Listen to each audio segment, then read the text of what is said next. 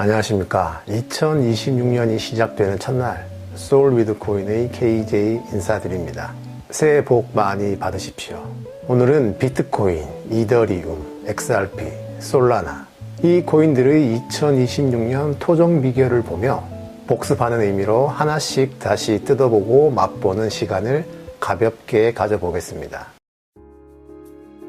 바야흐로 비트코인은 이제 용과 호랑이마저 서로 탐내는 재물이 되었으나 용호상박의 정면 충돌이 아닌 눈치 싸움이 난무하는 게릴라전이 눈앞에 펼쳐진 형국이니 무겁고 존귀해진 비트코인의 명성을 보건대 서둘러 치솟기보다는 점잖게 그리고 서서히 길을 잡아갈 운세로다. 비트코인과 금은 굳이 거래소를 통하지 않아도 직접 캐낼 수 있다는 점에서 닮아있는 자산입니다. 금 한 점을 캐기 위해 장비를 챙겨 산으로, 바다로 나가 어디에 묻혀 있는지부터 찾아야 한다는 사실만 떠올려봐도 엄두 자체가 나질 않죠. 비트코인도 마찬가지입니다. 언젠가부터 컴퓨터 한두 대로는 도저히 손도 못 대는 수준이 되었고 지금은 비트코인 하나를 캐기 위해 슈퍼컴퓨터에 이것저것 더해야 하는 상황입니다. 솔직히 말해 엄두가 나질 않습니다. 이쯤 되면 비트코인은 규제고 뭐고를 떠나 존재 자체로 이미 넘사벽이 된 암호화폐의 상징이라 봐도 무방하죠. 이렇게 귀해진 비트코인은 여러 권력자들이 합심해 마음만 먹으면 찍어낼 수 있는 화폐나 노드 합의로 계속 만들어낼 수 있는 토큰들과는 희소성이라는 본질 가치에서부터 급이 다른 자산입니다. 다만 개발자의 초창기 의도와는 달리 실제 화폐로 쓰기엔 불편한 점이 너무 많습니다.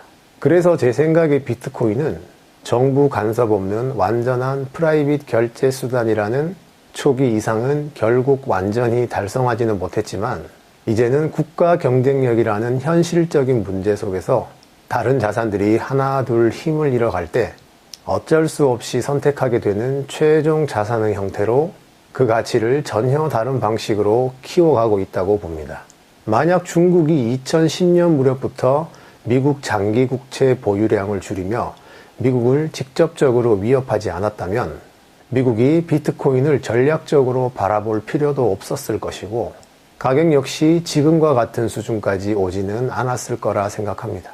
러시아와 중국이 금을 싹쓸이하고 있다는 뉴스를 떠올려보면 이들이 미국이 주도하는 암호화폐 질서에 당장 깊숙이 발을 담글 생각은 크지 않아 보이지만 그렇다고 해서 국가 경쟁력과 혹시 모를 미국의 독주를 앞에 두고 손 놓고 지켜만 볼 수도 없는 상황인 것 역시 분명합니다. 자국 통화 가치라는 문제 때문에 대놓고 적극 매집을 하기엔 쉽지 않은 상황이지만 결국엔 호시탐탐 비트코인을 확보할 명분과 타이밍을 계속 노릴 수밖에 없겠죠. 거기에 달러 패권에 대한 의존을 줄이려는 브릭스 국가들까지 비트코인을 본격적으로 매집하기 시작한다면 2026년도에 또 한 번 우리를 놀라게 할 수도 있을 것 같습니다. 용호상박의 혈투를 가소롭게 보는 시대의 천재가 있었으니 그는 늑대의 무리를 일으켜 그들의 위에 군림하고자 했으나 땅 위의 전략가는 세상의 질서를 거스를 수 없었도다. 늑대 무리가 아무리 용맹해도 용과 호랑이를 넘어설 수 없는 법. 그 태생 또한 번식의 결이 지나치게 가벼우니 비트코인만큼 귀하기는 어렵겠구나. 이미 하늘 아래 광대한 땅을 차지하였으나 또 다른 천재들 또한 각자의 무리를 일으켜 끊임없이 이더리움의 영토를 넘보고 있는데 2026년 그들의 기세가 대지를 흔들 것이나 무너지지는 않겠구나. 사토시 나카모토의 의도는 분명 화폐의 발행부터 거래까지 완전한 탈중앙화였습니다. 하지만 당시 10대 소년이던 비탈릭 부테린의 눈에는 그 구조가 실제 사용을 감당하기엔 허점이 많아 보였던 것 같습니다. 실제로 비탈릭 부테린은 한국까지 와서 비트코인의 한계를 직접 언급하며 열변을 토한 적도 있죠. 처음에는 비트코인처럼 작업 증명 방식을 선택했지만 실제 사용을 기준으로 보니 디플레이션 구조는 치명적일 수도 있겠다는 판단을 했고 이후 기적에 가까운 노드 합의를 이끌어내 지분 증명으로 전환, 사실상 무제한 발행 구조로 방향을 틀어버리는 과감한 리더십을 보여주었죠. 천재성과 리더십을 모두 갖춘 그 소녀는 비트코인은 단순한 계산기고 이더리움은 스마트폰이라면서 이더리움 위에 수많은 앱이 올라가는 하나의 슈퍼컴퓨터가 될 거라며 강한 자신감을 내비쳤습니다. 그래서 이 청년은 결국 자신만의 방식으로 탈중앙화를 실현하고야 말았습니다. 은행 직원이 없는 탈중앙은행, 중개인이 없는 탈중앙 계약시장을 시작으로 보안성과 ERC20이라는 표준화된 틀을 앞세워 스테이블코인 발행 체인 시장까지 완벽히 선점해버렸죠. 뿐만 아니라 사용량이 늘어날수록 가스비라는 이용요금이 자연스럽게 올라가는 구조라 노드들이 이더리움을 적극적으로 대량 보유하게 되는 매혹적인 유인 구조까지 갖추고 있었습니다. 이처럼 움직임이 빨랐던 이더리움은 리플이 SEC 소송으로 아무것도 하지 못하고 있던 사이 국제송금 분야보다 라이선스와 규제 대응이 상대적으로 수월한 대부분의 시장을 빠르게 선점해버렸죠. 그렇다면 앞으로 이더리움이 더 차지할 수 있는 영토는 과연 얼마나 남아있을까요? 그리고 이더리움의 대항마들, 실력이 살벌하다는 소문이 끊이지 않죠. 과연 2026년 이더리움은 잠시 주춤할까요? 아니면 이름값을 하며 라이벌들 위해 계속 군림할까요? 아마도 2026년도에는 넘사벽 넘버 2 자리는 유지하겠지만 끝없는 도전자들 덕분에 비탈릭 부테리는 살이 더 찔 여유조차 없어 보이네요. 늑대들의 점령으로 더는 전쟁이 없을 줄 알았건만 천리를 단숨에 달리며 용맹하기까지 한 적토마를 연상케 하는 무리들이 당당히 늑대들 앞에 도전장을 던지는 형국이로다. 이들은 늑대보다 더 민첩할 뿐만 아니라 광활한 들판에서 저절로 자라나는 풍성한 풀을 공짜 연료 삼아 이더리움 가스비에 허덕이는 사용자들까지 적토마의 등에 올라태우니 가성비마저 늑대 무리를 앞서고 있구나. 적토마 또한 망아지 시절에는 큰 시행착오를 겪었으나 그 진한 흔들림 덕분에 오히려 더 영특해졌도다. 이미 늑대들이 차지한 땅은 쉽게 빼앗기 어렵겠으나 아직 남아있는 노른자 땅을 향해 맹렬히 달려드는 한 해가 되리라. 다만 아발란체와 에이다뿐 아니라 이더리움의 그늘 아래서 자란 젊은 레이어2 무리들 또한 끊임없이 시비를 걸 터이니 단 하루도 두 다리 쭉 뻗고 잠들지 못하는 2026년이 되겠구나. 이더리움이 비트코인의 취약한 틈을 파고들어 하나의 역사를 만들어냈다면 솔라나는 이더리움이 남겨둔 틈을 공략해 아직 남아있는 노른자 땅을 차지하기 위해 세상에 등장한 프로젝트라고 봐도 과언은 아닐 겁니다. 아이러니하게도 이더리움의 장점을 들여다보면 약점이 바로 드러납니다. 이더리움의 가장 큰 장점은 단연코 보안성이죠. 그런데 바로 그 보안성 때문에 사용자가 몰리는 순간 속도는 눈에 띄게 느려지고 가스비는 살벌할 정도로 튀어오릅니다.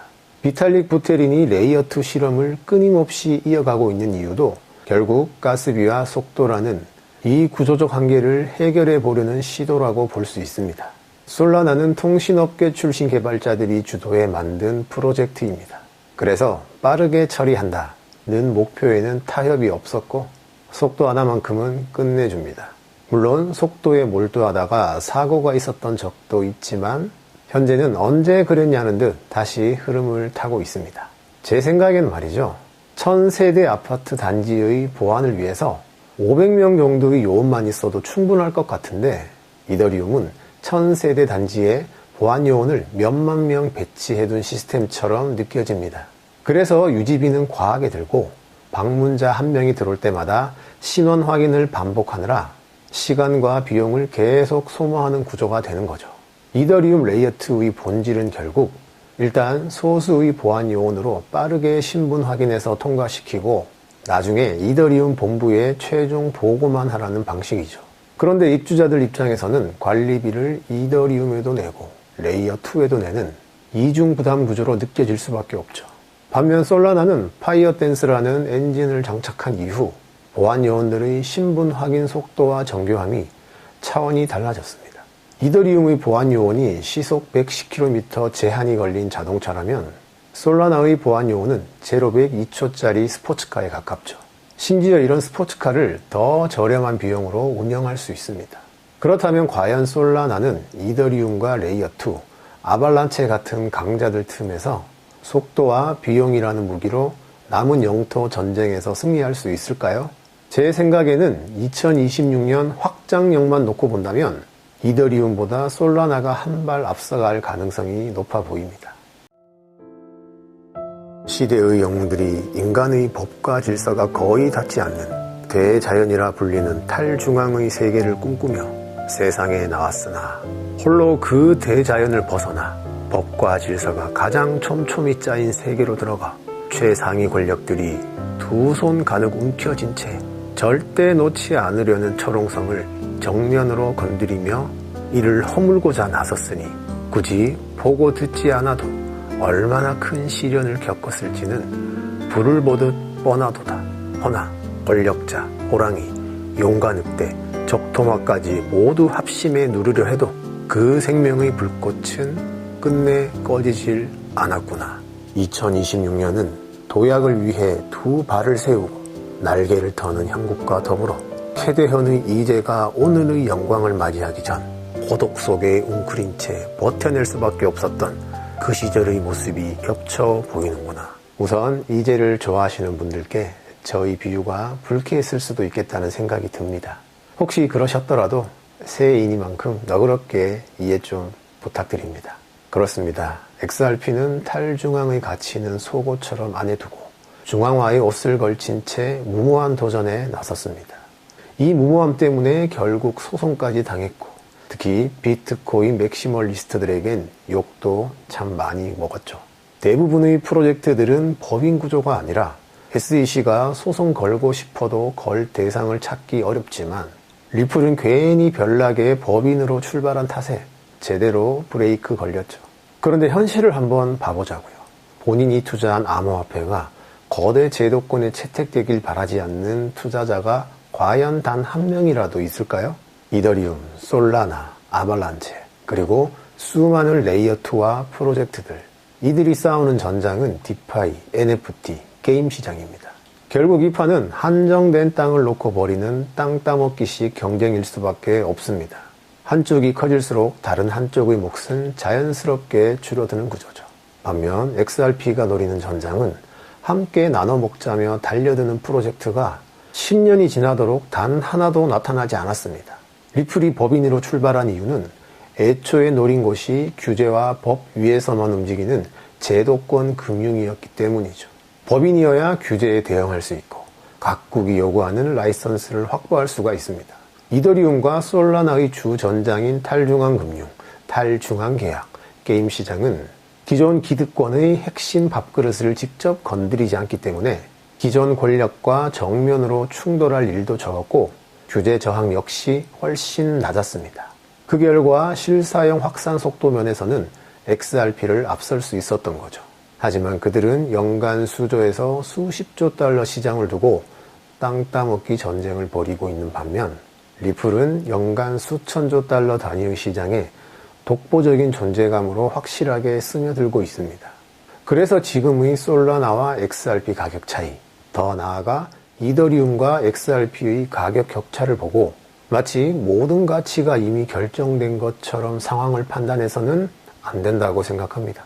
여러분, 모두가 다가온다고 하는 자산 토큰화의 시대, 세상의 모든 거래 구조가 근본부터 완전히 바뀌게 될 그 미래에서 조롱받으며 하나씩 확보해온 리플의 라이선스와 수년간 쌓아온 규제 대응의 경험은 그 어떤 암호화폐도 감히 비벼볼 엄두조차 내기 어려운 리플만의 독보적인 경쟁력입니다.